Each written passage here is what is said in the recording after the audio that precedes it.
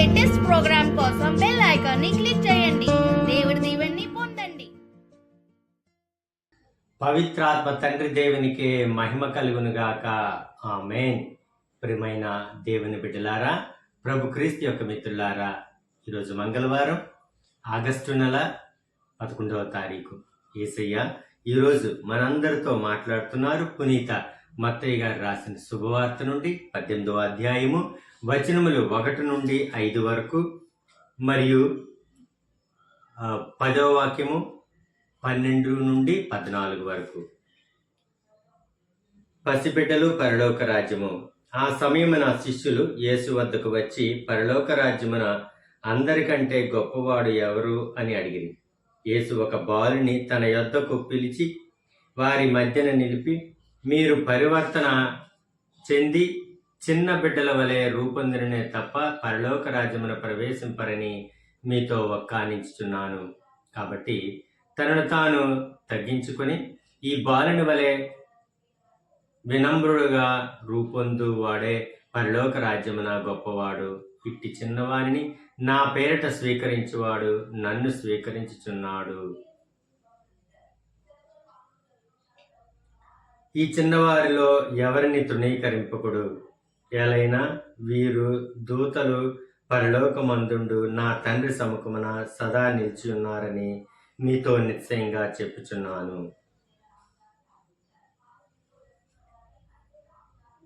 మనిషి కుమారుడు తప్పిపోయిన దానిని వెదికి రక్షింపవచ్చి ఉన్నాడు.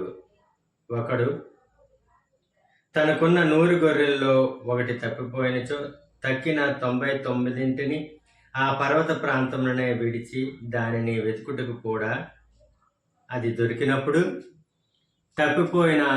తక్కిన 99 కంటే దాని విషయమై ఎక్కువగా సంతోషించును అని నిశ్చయంగా చెప్పుచున్నాను. ఆ రీతిగానే ఈ పసిబాలుల్లో ఒకడనైనను నాశనమగుట పరలోకమందుండు మీ తండ్రి చిత్తము కాదని తెలుసుకొనుడు. ఇది ప్రభువైన క్రీస్తుని యొక్క వాక్కు. క్రీస్తు ప్రభువా మీకు స్తుతి మహిమ కలుగునుగాక. ఆమేన్. ప్రియ దేవుని బిడ్డలారా, ప్రభు క్రీస్తు యొక్క మిత్రులారా, యేసయ్య ఈరోజు పసిబిడ్డలు పరలోక రాజ్యం కోసం మనకు తెలియజేస్తున్నారు. ఆ సమయంలో శిష్యులు వద్దకు వచ్చి పరలోక రాజ్యమున అందరికంటే గొప్పవారు ఎవరని యేసయ్యను శిష్యులు అడుగుతున్నారు. ప్రభువా, మరి అందరికంటే గొప్పవాళ్ళు ఎవరు అని అడుగుతుంటే, అప్పుడు యేసయ్య ఒక బాలుని తన చెంత పిలుచుకొని, యేసు ఒక బాలుని తన యొద్దకు పిలిచి వారి మధ్య నిలిపి, మీరు పరివర్తన చెంది ఈ చిన్న బిడ్డల వలె రూపొందితే తప్ప మీరు పరలోక రాజ్యం చేరుకోలేరని యేసయ్య చిన్నపిల్లల కోసం ప్రత్యేకంగా తెలియజేస్తున్నారు.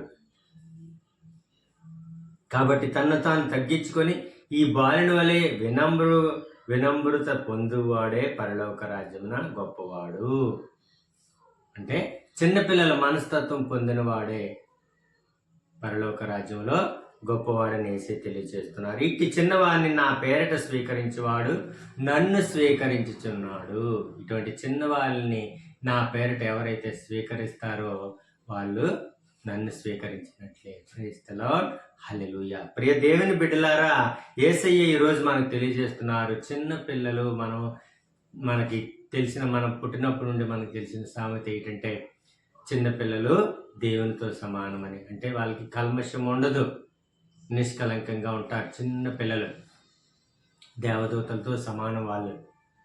సో అలాంటి వారిని ఎవరైతే నా పేరిట స్వీకరిస్తారో వాళ్ళని స్వీకరించినట్టు కాదు, నన్ను మీరు స్వీకరించినట్టు యేసయ్య తెలియజేస్తున్నారు. అంటే పరలోక రాజ్యములో చిన్న బిడ్డలకు అతి ప్రాముఖ్యత ఉంది, అతి గొప్పవారుగా పరిగణిస్తున్నారు ప్రభు క్రీస్తు. కాబట్టి మీరు చిన్న బిడ్డల వలె రూపొందనే తప్ప పరలోక రాజ్యంలో ప్రవేశించరు. ఇది గుర్తుపెట్టుకోండి చాలు. అంటే చిన్న బిడ్డలకు అంత గొప్పతనం ఉంది పరలోక రాజ్యంలో. కాబట్టి మీరు చిన్న బిడ్డల వలె మీరు రూపొందం చెందండి. అంటే వారి మనస్తత్వాన్ని మీరు పొందండి. మీరు రూపొందనే తప్ప పరలోక రాజ్యంలో ప్రవేశించరు. చిన్న బిడ్డల వలె మీరు రూపొందిన మీరు పరలోక రాజ్యంలో ప్రవేశింపరని యేసయ్య కొండ బద్దలు కొట్టినట్టు చెప్పారు. కాబట్టి ప్రతి ఒక్కరూ కూడా చిన్న బిడ్డల వలె మనం రూపొందింపబడాలి. నిష్కలంకంగా ఉండాలి అని యేసయ్య మనకు తెలియజేస్తున్నారు. అంతేకాకుండా ఈ చిన్నవాళ్ళలో ఎవరిని తృణీకరింపకము, ఎలైనా వీరు దూతల పరలోకమందుండు నా తండ్రి సముఖమున సదా నిలిచి ఉన్నారని మీతో నిశ్చయంగా చెప్పుచున్నాను.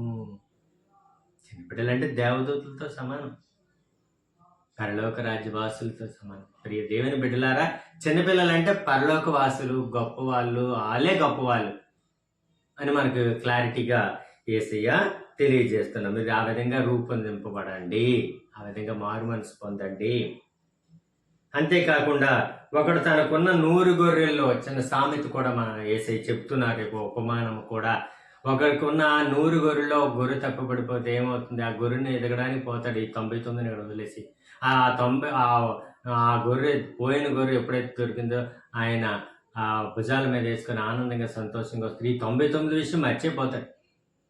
అంటే చూడండి, తప్పిపోయిన గొర్రె పిల్ల ఎంత విలువైనదో గుర్తుపెట్టుకోండి మిత్రులారా. అలాగే మనం కూడా తప్పిపోయిన బిడ్డలము, మనల్ని వెతుక్కుంటూ ప్రభు క్రీస్తు వచ్చి ఉన్నారు. నేను తప్పిపోయిన గొర్రె పిల్లల కోసం, ఇశ్రాయేలీల కోసం వచ్చి ఉన్నాను అంటే నీ కోసం, నా కోసం ప్రభు క్రీస్తు వచ్చారు. మనం పాపాత్ములం, తప్పిపోయిన గొర్రె పిల్లలం, మన కోసం ప్రభు క్రీస్తు వచ్చారని చెప్తున్నారు. ఇవన్నీ కూడా మనం గుర్తుపెట్టుకోవాలి. ప్రభు క్రీస్తు మన కోసమే వచ్చారు. అర్థమైందా మిత్రులారా? తండ్రి, కుమార, పరిశుద్ధాత్మదేవ, యేసయ్య ఈ దినం ఈ చిన్న వాక్య పరిచర్యను దీవించి కాచి కాపాడు. మాకు తోడుగా ఉండండి ప్రభు. ఆయురారోగ్యాలు మాకు ప్రసాదించండి. ఈ చిన్న కార్యక్రమం చూస్తున్న, ఈ చిన్న వాక్య పరిచర్య చూస్తున్న ప్రతి బిడ్డలోనూ మీ పరిశుద్ధాత్మను నింపమని ఈ మనవులన్నీ మా నాథుడు మీకే కుమారుడైన నజరుడని యేసు నామములో మమ్మ ఫలింపజేయమని బ్రతిమాలుతున్నాం తండ్రి. Amen, amen, amen. God bless you. దేవుడు మిమ్మల్ని దీవించును గాక. ఆమేన్.